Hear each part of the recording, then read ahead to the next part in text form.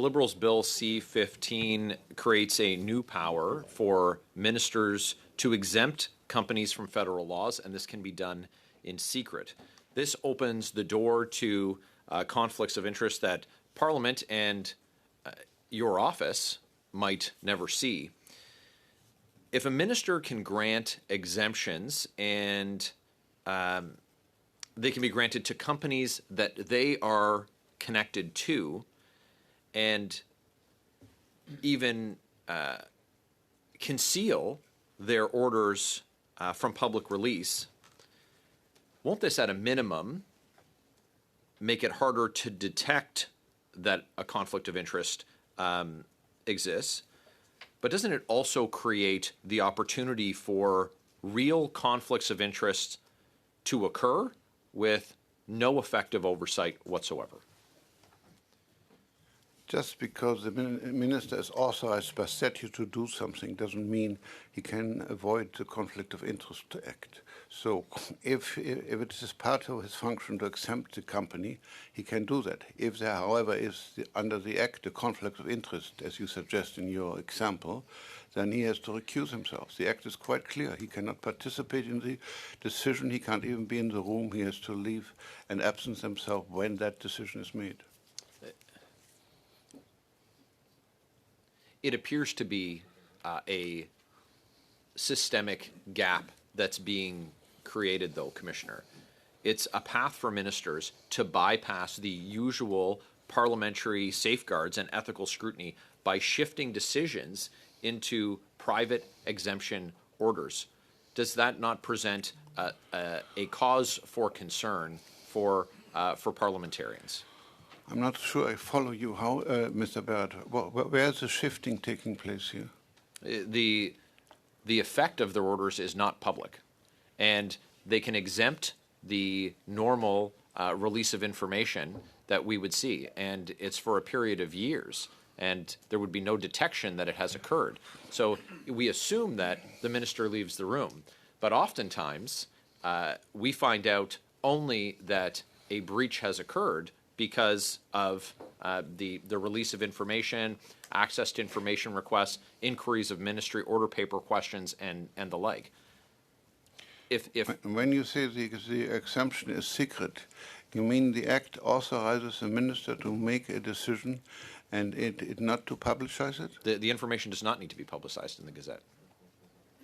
Yeah, but if the company is exempted, that means if they weren't exempted, they couldn't do this. So presumably, the exemption has to be published somewhere. Well, one would hope that through the transparency that's required, then yes. But that's not the effect of the Budget Implementation Act, Bill C-15. Your question, your question that I've provoked is born out of the same expectation I think that Canadians have about transparency and openness that we expect from government, when instead there's we're moving off the path of normal government and into exemptions to all laws except the criminal code is what the act says. Okay, well, first of all, C-15 is not law yet. It has to be passed by Parliament. Secondly,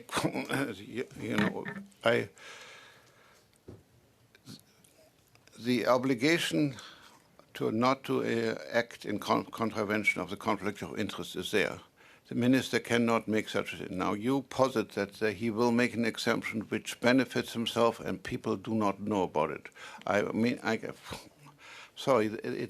always have difficulty answering a hypothetical question. If you give me an actual case and actual facts, I can answer that.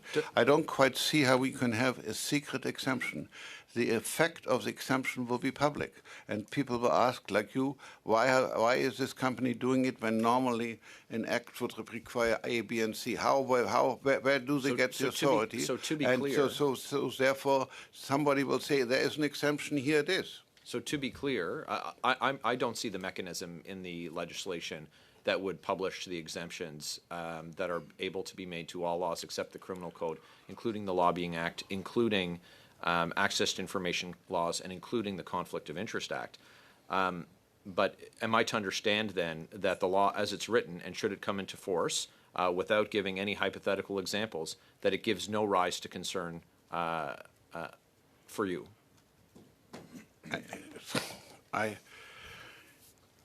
The Act, Parliament has the authority to enact what they want. As you know, the Parliament is supreme. And if they will act that, we will look at the Act. I have not looked at it from this particular aspect that you mentioned, but I cannot understand the rationale how you can have an exemption that is secret and will not be. It's, after all, it's an authorization. It has to appear somewhere. Well, the expectation I think that Canadians have is, as Parliament is supreme and has passed laws, including the Conflict of Interest Act, the Lobbying Act, access to information laws, that there's no reason for a government to put forward legislation that gives them the opportunity to exempt themselves from all laws except the criminal code. I think that Canadians should be rightly concerned, and I certainly am.